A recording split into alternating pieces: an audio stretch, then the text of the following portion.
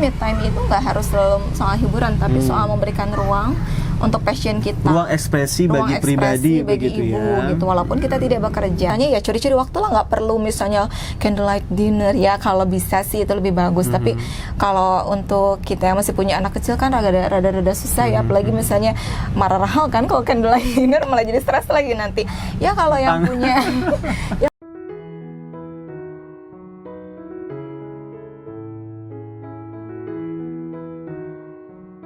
Assalamualaikum keluarga Indonesia, selamat datang di Keluarga Bahri. Di video sebelumnya kita sudah mencoba membahas terkait fenomena yang terjadi pada ibu rumah tangga yang memiliki kecenderungan mendapatkan tekanan atau stres yang lebih tinggi, yang setelah kami utarakan kemarin bagaimana dampak negatifnya seorang ibu yang tidak bisa mengendalikan emosi dan bisa manajemen emosi begitu ya, sehingga bisa berdampak kepada kehidupan rumah tangga yang bisa membahayakan kondisi nyawa seorang anak, bahkan seorang suaminya sendiri begitu ya. Nah, pada video kali ini kami mencoba menganalisa begitu ya, apa yang sebetulnya terjadi dan solusi apa yang bisa kita tawarkan begitu. Akan disajikan langsung oleh istri saya karena memang beliau adalah istri karena saya adalah istri. Ya, sudut pandang yang utama dari seorang istri, karena bagaimanapun istri yang merasakan secara lebih real begitu ya, dan bagaimana selama 5 tahun ini bahkan mempersiapkan diri agar jika ada terjadi stres itu bisa dimanage dengan baik. Bagaimana? Jadi untuk keluarga Indonesia yang belum nonton video pertama ya, video sebelum ini mangga ditonton dulu ya. Ada di atas ya. Silakan tonton dulu biar nyambung, karena ini adalah part kedua dari video pertama. Di video pertamanya itu kita bahas terkait dengan mengenal stres ya. Stres yang terjadi pada ibu rumah tangga. Di sana juga sudah dijelaskan hal-hal yang cukup gamblang ya terkait dengan itu. Jadi kemarin itu faktor-faktor yang bisa berpengaruh terhadap stres itu adalah yang pertama individu, kemudian yang kedua adalah faktor lingkungan atau support system, apakah dari suami, anak, atau orang tua atau mertua begitu, bahkan tetangga. Yang ketiga adalah terkait dengan support system yang lebih besar begitu ya, atau lingkungan, karena memang kita hidup tidak hanya sekedar di rumah, di ruang kantor, kemudian di masyarakat, tapi juga di bagian yang lebih besar begitu dari sistem kenegaraan begitu. Nah, menganalisa dari faktor-faktor tersebut, menganalisa yang pertama tentang individu, bagaimana Umi menganalisa faktor tersebut? Ya, kalau untuk faktor individu ya kan itu sudah jelas sebetulnya ya di video sebelumnya juga gitu, bahwasanya memang bisa jadi stres pada ibu itu terjadi karena ibu tersebut kurang mampu untuk melakukan manajemen stres dan manajemen emosi. Pernah nggak sih merasakan stres sebenarnya? Ya Umi gitu ya, membuat video ini bukan berarti Umi itu tidak sudah bagus, sudah mulus, stabil. Justru Umi bikin video ini sebenarnya pengingat buat diri sendiri juga gitu. Pernah kan sih ibu-ibu merasakan tiba-tiba marah sama anak dengan ya padahal anak itu nggak salah misalnya, atau melakukan kesalahan yang sebenarnya sepele, tapi kok kita merespon dengan begitu sangat ya aneh gitu ya. Di luar nalar kok bisa kayak gitu, padahal kita sendiri sadar kok tadi kenapa ya aku kayak gitu. Akhirnya kita nggak bisa mengontrol gitu. Nah, bisa jadi itu dari faktor pertama. Manajemen ya. Manajemen. Tapi bukan berarti begini, Bi.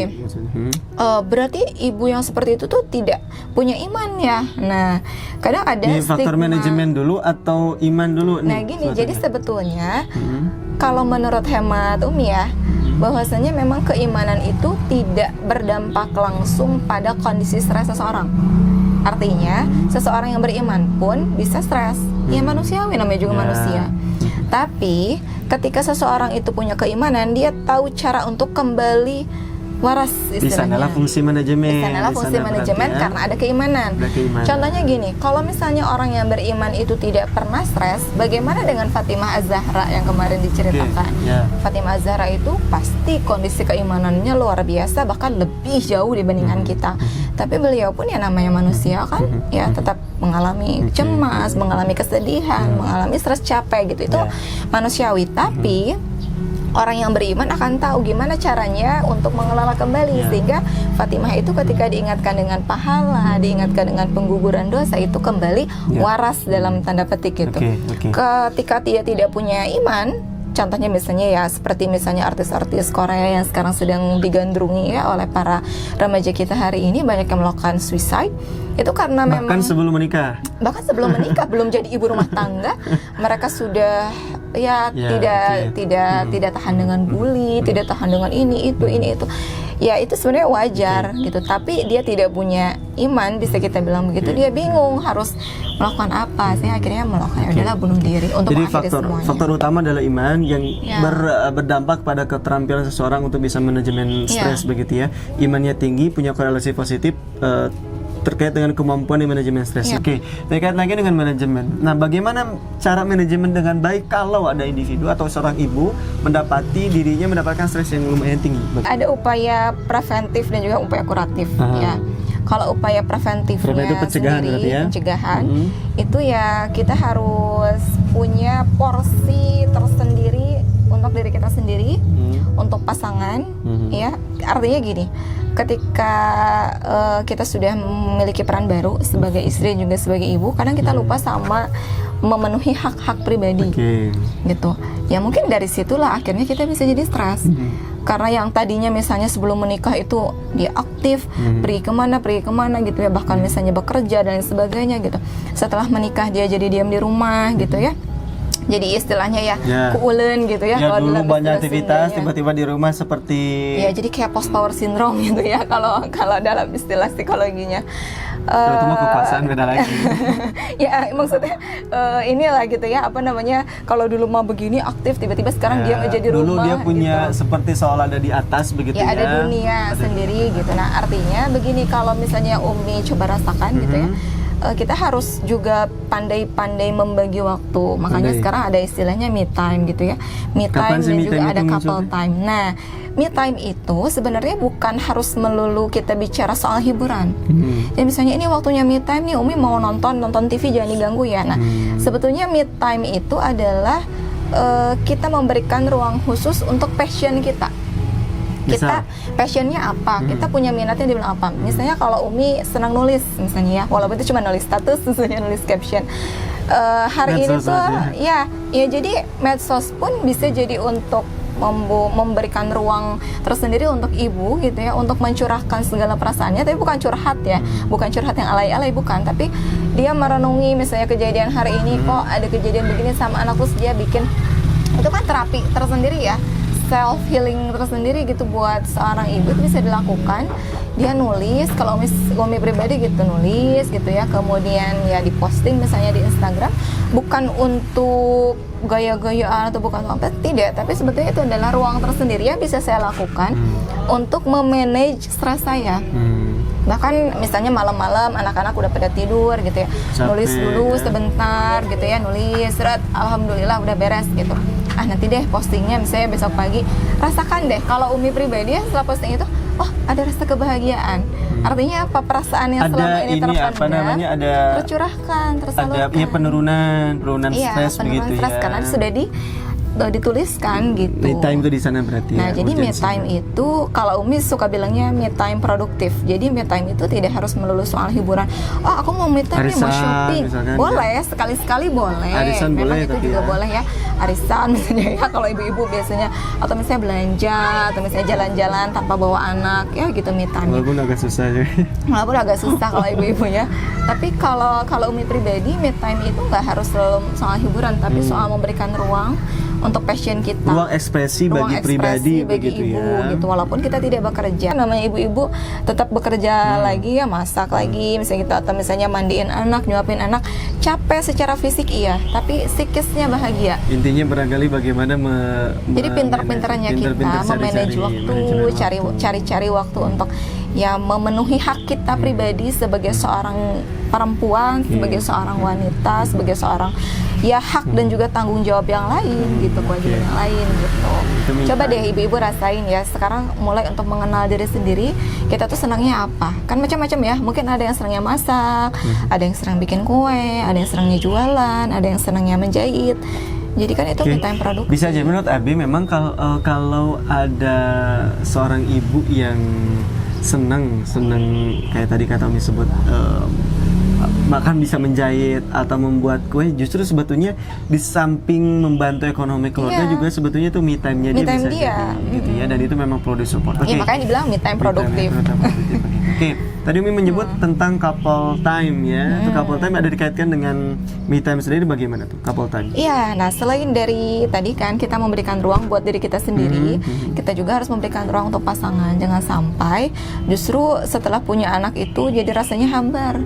Makanya banyak ya, ini juga ada kaitannya dengan refleksi 5 tahun pertama pernikahan. Banyak yang sudah 5 tahun, 10 tahun akhirnya merasa tidak cinta lagi sama pasangan karena tidak ada waktu berdua.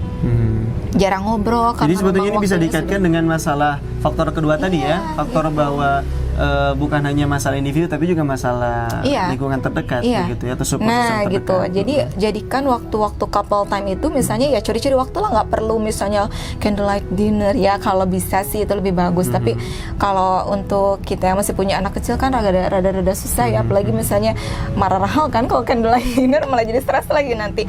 Ya kalau yang punya rezeki berlebih silahkan gitu ya, momen-momen tertentu candlelight dinner, tapi sebenarnya nggak perlu candlelight dinner pun bisa gitu, cara-cara hanya sederhana. jadi opsi saja begitu ya. Nah misalnya bikin apa yuk seblak gitu bareng-bareng, makan bareng-bareng itu couple time tuh sambil ngobrol kan gitu ya di situ. Misalnya kita evaluasi, aku tuh tadi tuh stres loh, tadi aku gini, nah gitu. Termasuk jadi, juga seperti buat video begini. Nah jadi bikin video begini juga kan anak-anak lagi tidur. Couple time ini gitu untuk mengetahui, saling mengetahui. Oh suami tahu kayak gini. Iya sih, betul.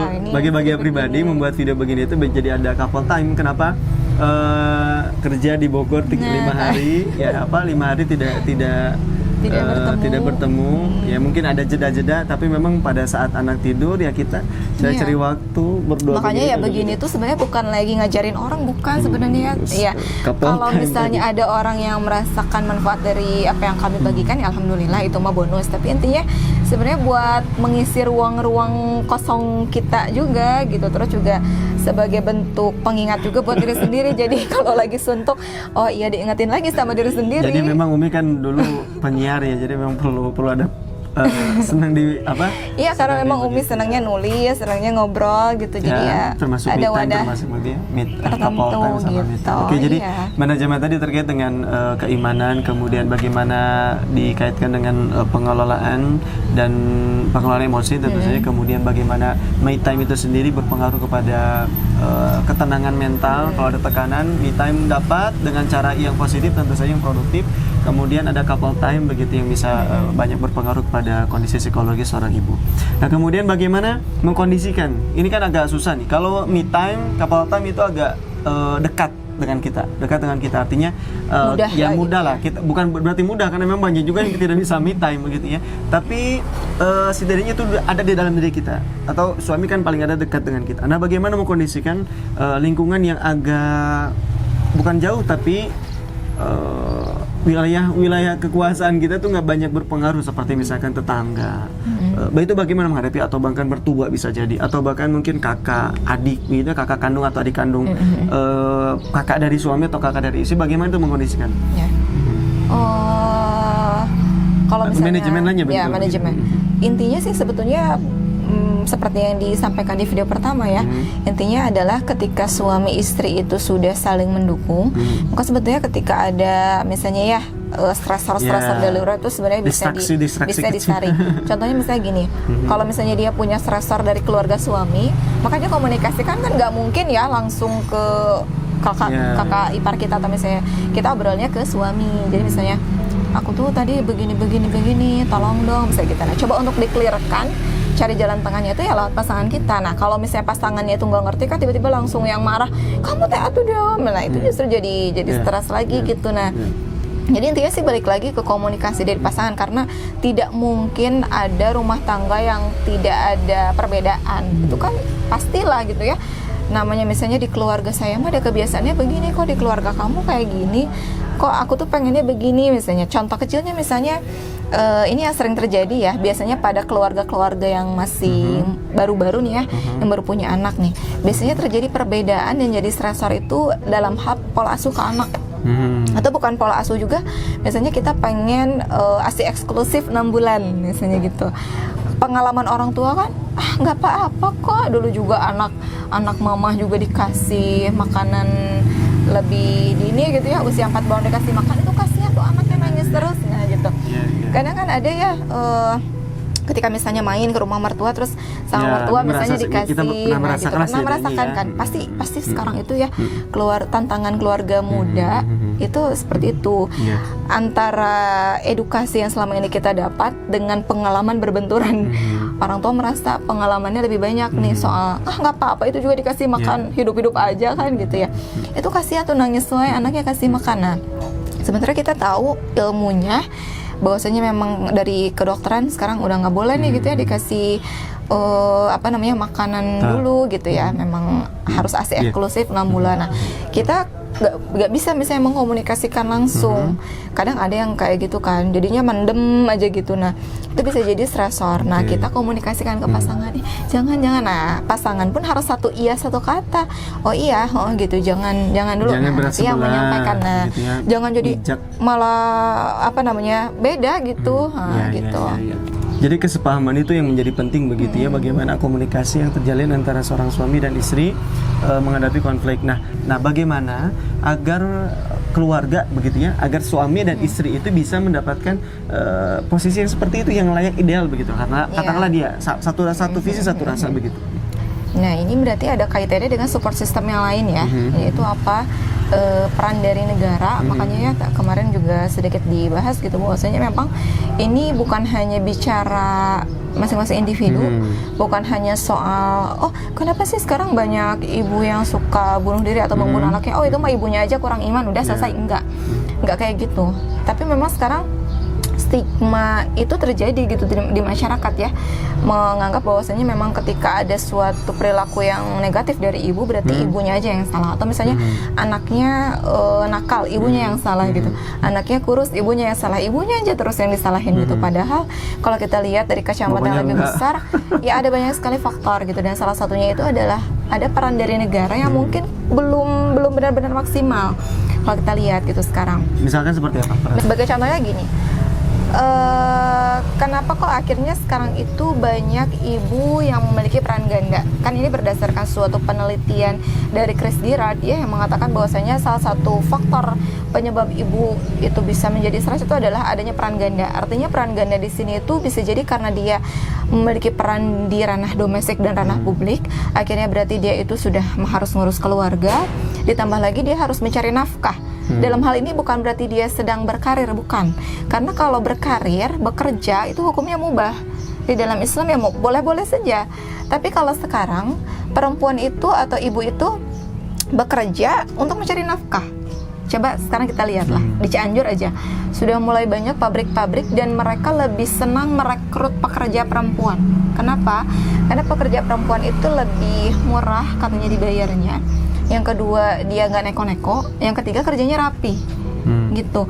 Harusnya kan negara itu menghadirkan lapangan pekerjaan yang lebih banyak untuk para suami.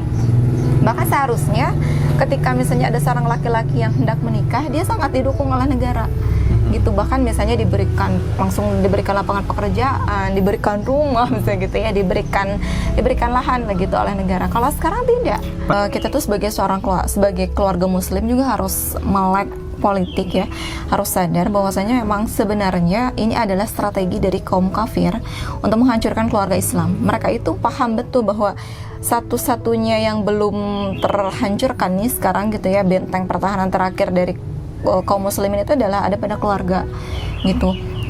Kenapa? Karena kalau misalnya kita lihat sekarang politiknya sudah berhasil nih gitu ya, diambil oleh orang-orang kafir, sudah berhasil dikuasai, ekonomi berhasil dikuasai, sosial berhasil dikuasai ya. Sekarang kita lihat anak-anak remaja-remaja kita banyak yang lebih berkiblat ke ya orang-orang barat gitu ya, mereka lebih bangga ke situ. Itu berhasil dikuasai. Yang belum terkuasai dengan betul itu apa? Keluarga gitu. Keluarga Islam itu belum berhasil untuk dikuasai secara utuh gitu ya, meskipun sudah mulai nih gitu kelihatan kan, dan mereka paham betul bahwa untuk menghancurkan keluarga dia harus hancurkan tokoh sentralnya di keluarga itu apa? Ibu. Gimana caranya ibu itu yang tadinya harusnya fokus ngurus keluarga, fokus untuk dakwah, fokus untuk umat, disibukkan dengan aktivitas-aktivitas lain sehingga dia mengalami stres, dia mengalami depresi, sehingga boro-boro dia mikirin umat, boro-boro dia dakwah, boro-boro dia mikirin keluarganya gitu. Nah, oleh karena itu sekarang kalau misalnya kita lihat, ini semua kan akar permasalahannya sebenarnya bukan hanya pada diri individu dan pasangannya saja, tapi ada pada sistem yang saat ini sudah menguasai dunia, yaitu apa? Sistem kapitalis sekuler. Dampaknya gitu. bagaimana? Dampaknya adalah tadi kan akhirnya banyak yang kesulitan dalam mencari nafkah gitu ya. Kemudian peran ganda, beban itu dipikulkan kepada ibu tersebut gitu ya, sehingga akhirnya ya kebingungan kan. Harusnya ibu itu tuh diberikan, bahkan kalau di dalam sistem Islam yang Umi pahami gitu ya, ketika ada seorang ibu yang punya anak yang masih bayi, dia akan bekerja, maka anak itu harus mendapatkan haknya yang memang disusui secara langsung gitu ya. Dan bahkan bisa jadi kebijakan dari negara itu adalah cutinya selama 6 bulan sampai ASI eksklusif gitu, atau misalnya pun ketika bekerja tidak sampai menghabiskan sebagian besar waktu gitu ya untuk bekerja, tapi memang misalnya cuman kerjanya dari jam 8 sampai jam 12 gitu ya, sehingga dia masih bisa mengurus rumah tangga, mengurus anaknya gitu. Karena memang tadi sebenarnya dia bekerja itu bukan untuk mencari nafkah gitu, karena mencari nafkah tetap dibebankan kepada suami, kepada wali, atau bahkan dalam hal ini kepada negara. Sehingga kalau misalnya dalam situasi seperti itu sudah benar-benar terjadi, itu akan lebih meminimalisir stresor. Ditambah lagi dengan pasangan yang memang sudah memahami bahwasanya dia itu bertanggung jawab dunia akhirat gitu ya. Tugas dia adalah untuk membina keluarga, tugas dia itu adalah untuk menjaga keluarga gitu ya, menjaga istrinya, menempatkan istri dalam posisi yang istimewa gitu di dalam keluarga, bukan menjadi budak, bukan menjadi pembantu, bukan menjadi ini gitu ya. Kalau di dalam Islam, suami istri itu kan hubungannya itu adalah sebagai hubungan persahabatan gitu. Jadi tidak akan ada yang namanya kekerasan dalam rumah tangga, tidak akan ada yang namanya suami menyakiti atau dalam hal ini apa ya melakukan kekerasan dalam rumah tangga lah gitu. Kalau sekarang kan marak terjadi, bahkan yang melakukan tindakan kekerasan dalam rumah tangga itu bukan hanya suami pada istri, tapi istri pada suami. Itu akibat sistem atau akibat individu? Akibat sistem. Kalau akibat individu paling terjadi 1, 2, 3, 4 gitu loh. Kalau sekarang itu udah sudah banyak banget. Jadi hal seperti umum. Seperti gitu hal ya. yang umum lah gitu, sudah biasa terjadi gitu. Kenapa gitu? Menarik sebetulnya apa yang disampaikan oleh istri saya terkait dengan bagaimana negara berperan untuk bisa menjaga kesehatan mental setiap individu, tidak hanya keluarga memang, karena memang pada akhirnya kita akan memfokuskan bagaimana negara bisa berperan menjaga setiap individu yang ada di dalam menjaga kondisi keimanan, kondisi mental ya, semuanya kondusif dan sebagainya begitu ya. Memang kemarin di DPR itu sudah agak hangat sebetulnya dia terkait dengan RUU Ketahanan Keluarga begitu ya. RUU Ketahanan Keluarga bagaimana rancangan ini dispesialisasikan begitu secara khusus agar memperhatikan lebih lanjut terkait hak dan kewajiban suami dan istri begitu. Memang dalam proses begitu. Tapi ini menjadi kajian yang menarik begitu ya terkait dengan bagaimana negara berperan untuk menjaga stabilitas emosi, keimanan dan sebagainya begitu terkait dengan kehidupan keluarga.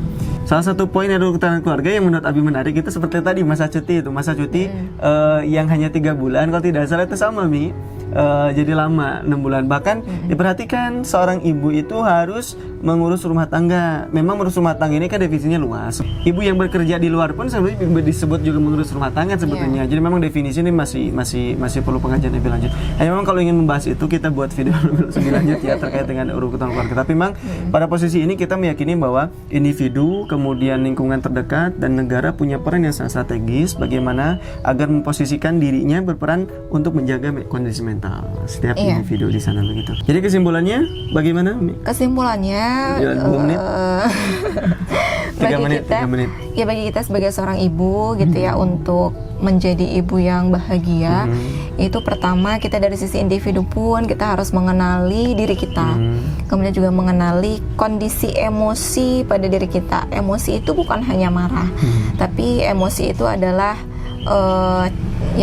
afeksi ya, perasaan yang ada, dan itu pasti akan ada pada diri setiap manusia gitu. Oleh karena itu kita harus sadari kalau kita lagi kecewa ya kita sadari kecewa, kita sedang sedih ya sadari kita sedih, sehingga kita bisa memanage. Jadi jangan sok kuat gitu, sok strong, kok aku mah kuat nggak apa-apa gitu, jangan seperti itu. jangan membohongi diri gitu ya. Kemudian dari sisi keluarga, dari sisi suami juga harus memberikan support gitu ya kepada ibu tersebut gitu ya, dengan apa? Dengan diberikannya edukasi sebetulnya gitu ya, agar lebih empati, yang itu juga berkaitan dengan ngaji bareng gitu ya, untuk membangun kondisi keimanan yang kondusif lah sama-sama gitu. Pun misalnya tadi dibahas sedikit ya terkait dengan kondisi ekonomi yang sulit dan lain sebagainya, memang betul kita itu harus qanaah sebagai seorang istri, memang itu betul gitu ya.